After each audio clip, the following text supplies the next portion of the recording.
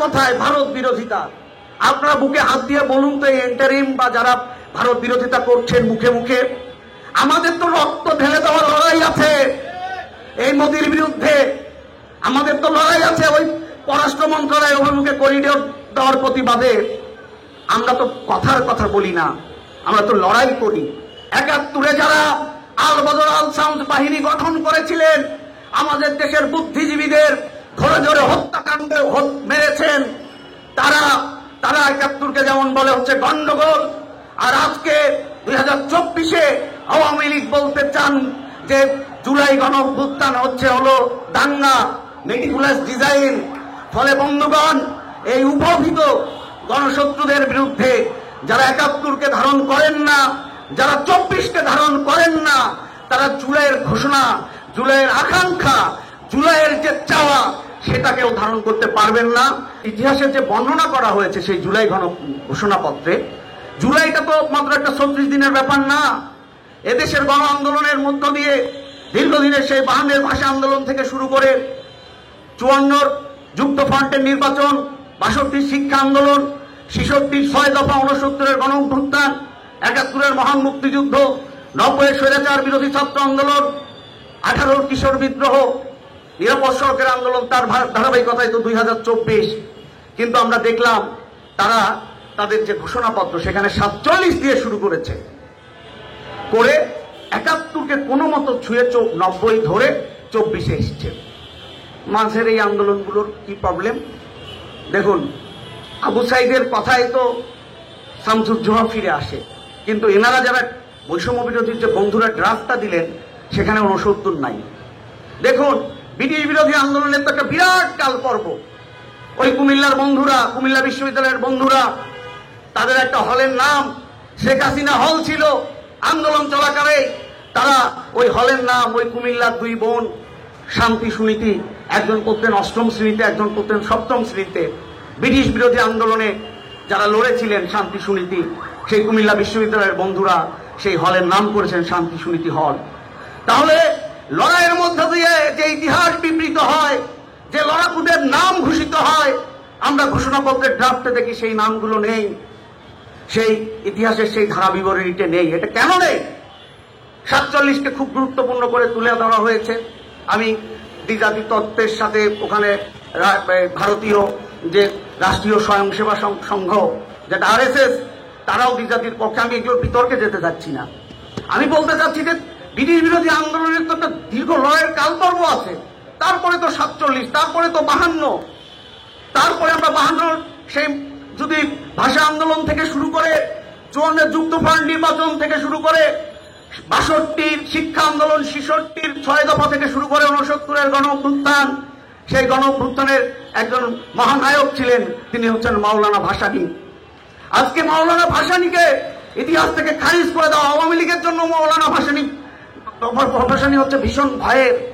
কারণ মাওলানা মানে তো মজলুমের পক্ষের কথা বলা, মাওলানা মানে তো ধর্ম নিরপেক্ষতার কথা বলা, মাওলানা মানে তো জালেমের বিরুদ্ধে একেবারে দায়িত্বহীন কণ্ঠে ঘোষণা করা। যে কি বলেছিলেন মাওলানা, আমরা আপনাদের নিশ্চয়ই স্মরণ আছে, যে পিন্ডির গোলামীর জিঞ্জির ছিন্ন করেছি, দিল্লির পরাধীনতা মারার জন্য নয়, গোলামি করার জন্য নয়। এই তো মাওলানা ভাসানী। তাহলে আমরা দেখলাম এই মাওলানা ভাসানীর যে লড়াকু ভূমিকা, সেটাকে অস্বীকার করা হয়েছে, এবং এই কাল পর্বের এই ঘটনাগুলোকে এই জুলাই ঘোষণাপত্রে আনা হয়নি। এবং যা আনা হয়নি তার পরিপ্রেক্ষিতে যদি আমরা সংবিধানের প্রশ্নটা দেখি, এখানে মুখোমুখি দাঁড় করানো হয়েছে। সংবিধান সংস্কার কমিশন একটা বিস্তর রিপোর্ট দিয়েছেন, সেই রিপোর্টটা আপনারা পড়লে দেখবেন, মুক্তিযুদ্ধ আওয়ামী লীগ যেমন তার নিজের বাপদাদার সম্পত্তি বানিয়ে, এটা দেখেন কি করুণ পরিণতি। আয়ুব তাও ইলেকশন দিয়ে দেশে ছিল, এরশাদ জেলে গিয়েছিল, হাসিনাকে পালাতে হয়েছে। তো দেখুন, আমাদের বন্ধুরা সাম এক্সটেন্ট মুক্তিযুদ্ধকে একটা আওয়ামী লীগের ব্যাপার বানাতে চান। এই বিভ্রান্তিটা একটু পরিষ্কার হওয়া দরকার। কি রকম?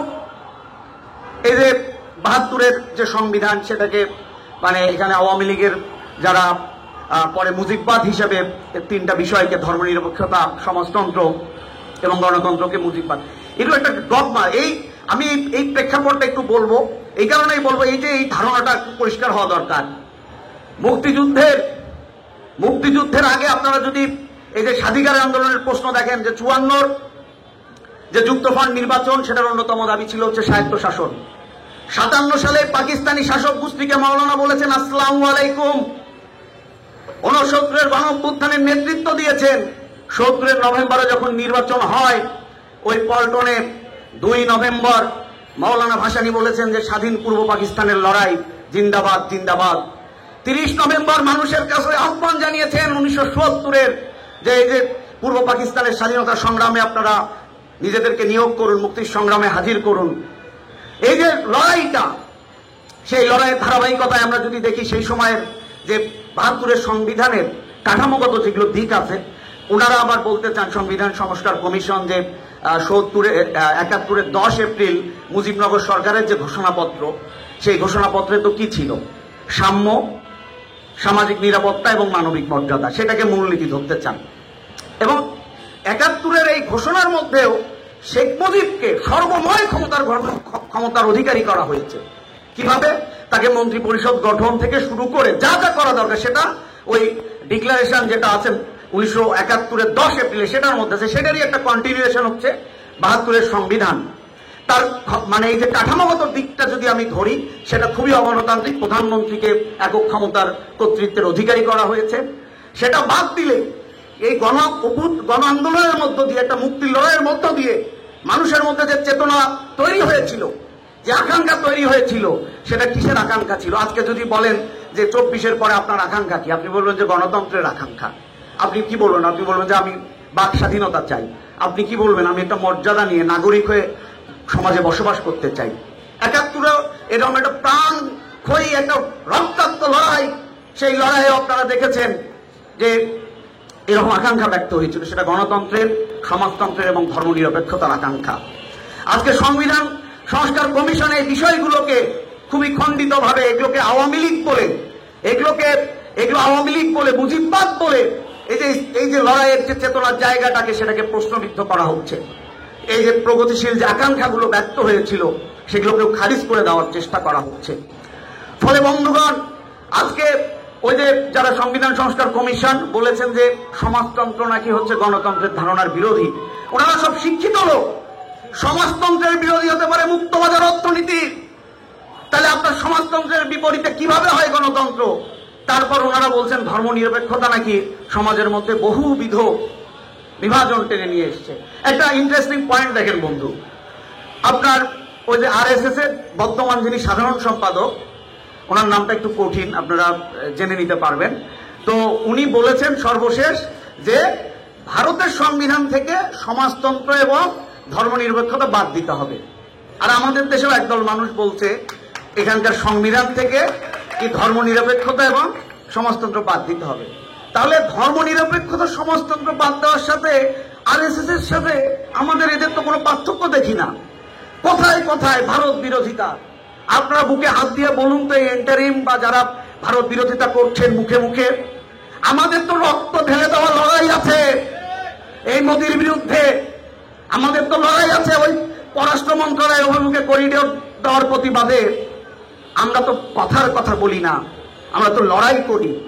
তাহলে ভারতের সাথে যে চুক্তিগুলো একটা প্রকাশ করেছে এই এন্টারিম, আদানির সাথে গিয়ে আবার ওই যে বিদ্যুৎ খাতকে তুলে দিয়ে এসছে। কোথায় কোথায় গরম গরম ভারত বিরোধিতা।